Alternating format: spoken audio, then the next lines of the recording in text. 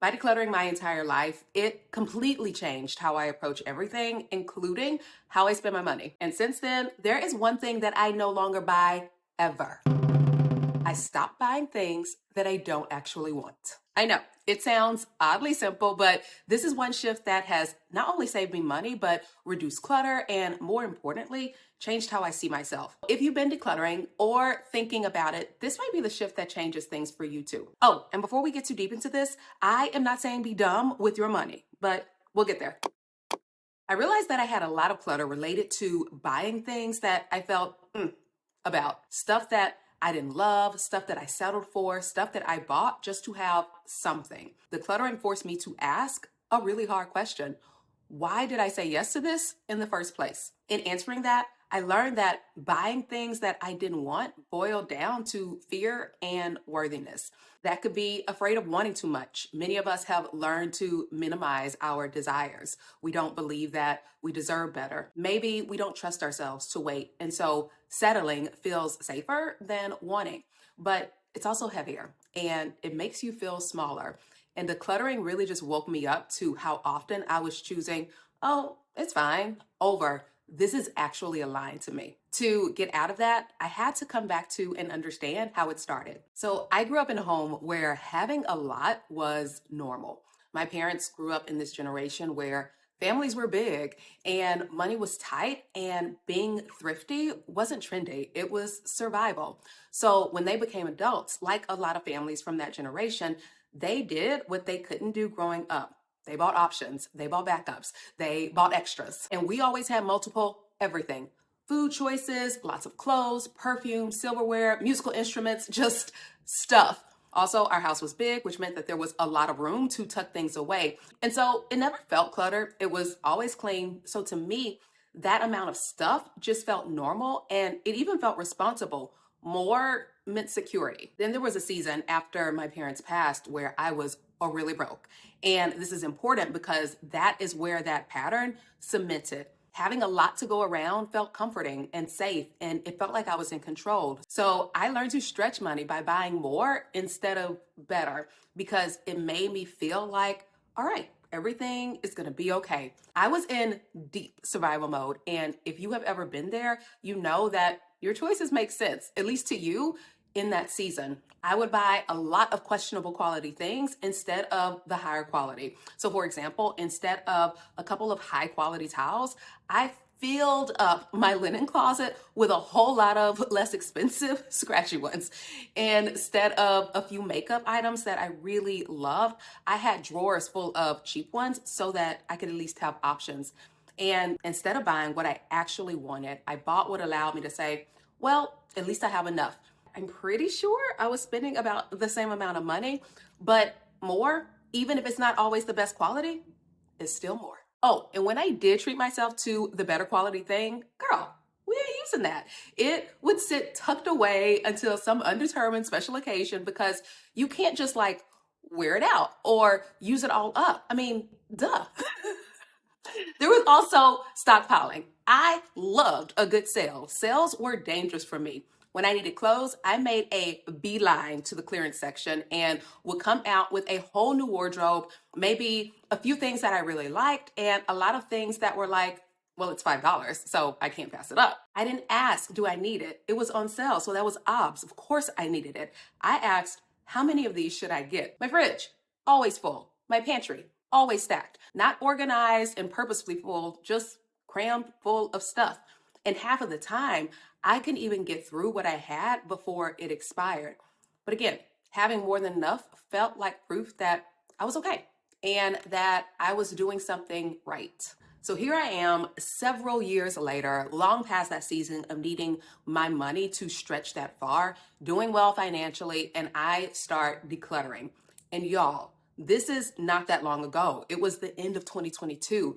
I started it because it was just time, but I did not expect that it would force me to face all of that and get really uncomfortable, because I still had a lot of those same buying patterns. I saw that I wasn't buying this way because I liked it. I was buying this way because I was afraid of not having enough, afraid of running out, afraid of wanting too much, afraid of being too indulgent and being dumb with my money, afraid of loss. It felt safe. And that pattern was coexisting with my new life because somewhere in the back of my mind, admitting I wanted better meant that I had to be okay with potentially having less. And I think this is a good place to pause and say that this is not about buying the most expensive thing or being dumb with your money. Do not buy that thing that you cannot afford and say that I told you to do it, because I did not. It is about buying intentionally. Sometimes the thing that you truly want is the cheaper option, like allergy medicine. I have allergies bad, and I genuinely do not understand why I would pay double for the name brand Zyrtec over the Walzer version at Walgreens if it's available. But it's chosen, not defaulted. The problem isn't the cost. The problem is buying something that you already know that you don't want. And so that shift for me has been no longer buying things just so that I can have something. So now I don't just buy things because they're on sale. Do I still love a good sale? Of course. Actually, wait, do I? I honestly don't shop like that anymore, so I don't know. Whether I do or do not love a good sale is inconsequential. It does not matter. But the point is that sales do not make decisions for me anymore. A sale does not convince me to want something that I was not even thinking about until I saw it. I recognize that it is dumb to buy and buy in multiples if I'm not actually wanting it and have a really clear plan for how I'm going to use it. That has stopped a lot of clutter before it's even entered my home. And it's also saved me a lot of money. Something that my husband likes to say is that 70% off is still 30% on. So we generally just don't spend money on things that we weren't planning to spend money on. I also don't buy cheaper things that I don't want just to have more. I have learned that having more of what you don't love actually doesn't feel good or abundant. It feels noisy. I would much rather have one thing I genuinely enjoy than 5 things that I tolerate. And interestingly, for the vast majority of stuff, it hasn't made me spend more money. It's made me spend less because I'm not constantly like replacing things. I don't plan my home around maybe company. This is one that I didn't talk about earlier, but it fits really well. I stopped buying stuff and planning my home and my day-to-day life for the 2 to 3 times a year that we have people over. This used to be so big for me because around the house, I would have a lot of stuff that I just wasn't using. It was just being saved for later, ready in the event that someone came over, which turned into money and space and time planning all of this that just went wasted. Through the process of letting go, I so clearly saw that my home is for my real life and it should serve me every single day. Also, I don't buy convenience just to feel taken care of. Let me explain it, because here is another way that this mindset used to show up for me that I think a lot of you will relate to. When I was coming out of that really rough season, I fell in love with Starbucks. Like, the commitment was strong. Me and Starbucks were very tight. It was one of the first ways that I let myself have something that felt frivolous, something that said, I get to enjoy things again. I am in control of my money. So I faithfully attended the sanctuary of Starbucks every day. $5, $6, $7 a day without fail, sometimes $10 a day, which felt small. It didn't feel like it was this big purchase. So I convinced myself that it was a good use of my funds. Some days it was great. Some days it was fine. I mean, it was Starbucks. But I later realized that I wasn't just buying coffee. I was buying convenience. I was buying comfort. I was buying this feeling. And the idea of buying an espresso machine back then, it did not even enter my brain. Like $150 or $200 at the time. It's like, girl, let's not go crazy. I wasn't being careful with my money the way I thought I was. I was actually being avoidant. I was choosing convenience over intention. I didn't trust myself yet to make that thoughtful investment. So I kept making these little tiny ones that added up.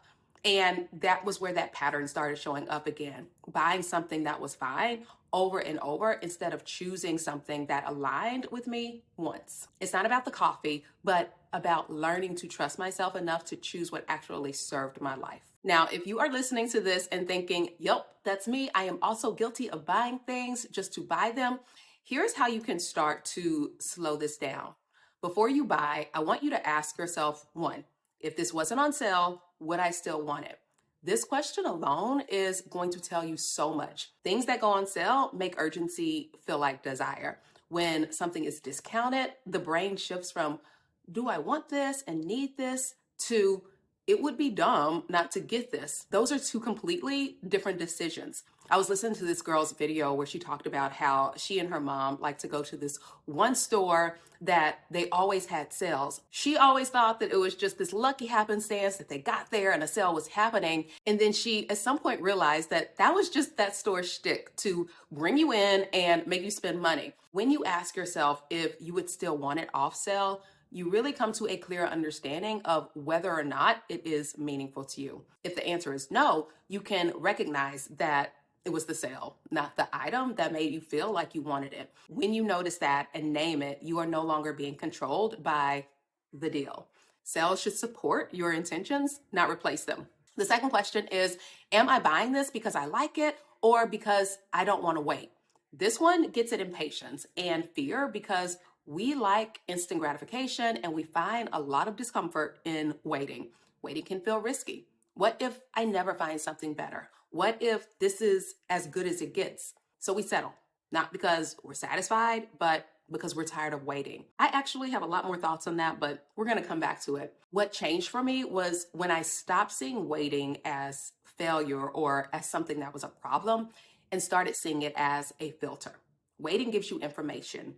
It tells you whether something is real desire or just reaction. If you can sit with that want for a little bit, you'll get clearer on it. There are a lot of times where I will put something in my basket because I still like to grab things. I mean, the desire is still there, but I'll put something in my basket or in the dressing room or wherever it is that I'm shopping, and I'll put it back and I'll walk away until the desire wanes or to see if that desire wanes. If I still want it after some time that I've determined, great, cool, I'll get it. If not, even better. Third, am I choosing this or am I defaulting to it? There is a big difference between choosing and defaulting. Defaulting is what we do when we feel overwhelmed or tired or unsure. We grab what's easy, what's familiar, what's available. And so a lot of clutter comes from these default decisions. Choosing is actually a whole lot slower. It's intentional. It requires you to pause and actually check in with yourself. And here's the thing, there is no shame in sometimes defaulting. We all do it, but when it becomes a pattern, it over time lowers your standards. Choice and intentional decision is where you want to be because that is where alignment begins. Fourth, what problem do I think this is solving? Most purchases aren't really about the item. Sometimes we are buying comfort or distraction or reassurance. Maybe it's boredom or loneliness. Maybe it is fear of not having enough. When you name that real need underneath the purchase, you can actually address it. And often once the real need is seen, the urge to buy then disappears. This is about being very, very honest with yourself because awareness is what is going to break the cycle. And then the fifth question is, would I be okay having less but liking it more? This question challenges scarcity. I know I am not the only one who grew up believing that more equals safer or better, but more isn't always better, especially when it's not chosen. So ask yourself, would I rather have fewer things that I genuinely enjoy or a lot of things that I tolerate? And try it out with something small. Like, I love Tide detergent, but when I was in the broke season, I was buying like the Arm& Hammer or whichever because I could get five more loads. I feel so much more luxurious with the Tide because getting it is a sign that I am making the choice to get exactly what I want. And it's really not that much more expensive. Yes, I have 5 less loads, but whatever. When you experience the peace of having less but better, it changes how you understand and define abundance. If the answer to any of these questions isn't clear yet, that doesn't mean don't buy it forever. It just might mean to pause. Waiting is not deprivation, it's information, and learning to wait, especially if you're used to settling, is one of the fastest ways to get out of that lack mindset and start rebuilding trust with yourself. Every time you pause, you remind yourself that you are allowed to choose intentionally. So the deeper shift that happened, I didn't see it until I started decluttering, because you never really see a thing until you're actually ready to deal with it. But when I did, and I made a conscious decision to stop buying things that I didn't really want, I also stopped reinforcing the belief that I needed to settle. And the thing is, every time you buy something that you already know that you don't want for whatever the deeper reason is, you are practicing a decision that trains your brain to say, this is good enough for me. And over time, that doesn't just show up in your shopping habits, but it bleeds into every other aspect of your life: your standards, your tolerance for foolishness, your ability to be patient for what is high value, your expectations for your own life. So when I stopped doing that in my spending, I started interrupting that pattern everywhere else. I stopped treating abundance like something I had to prove. I don't need a full pantry to feel safe. I don't need overflowing closets to feel successful, or backups for my backups.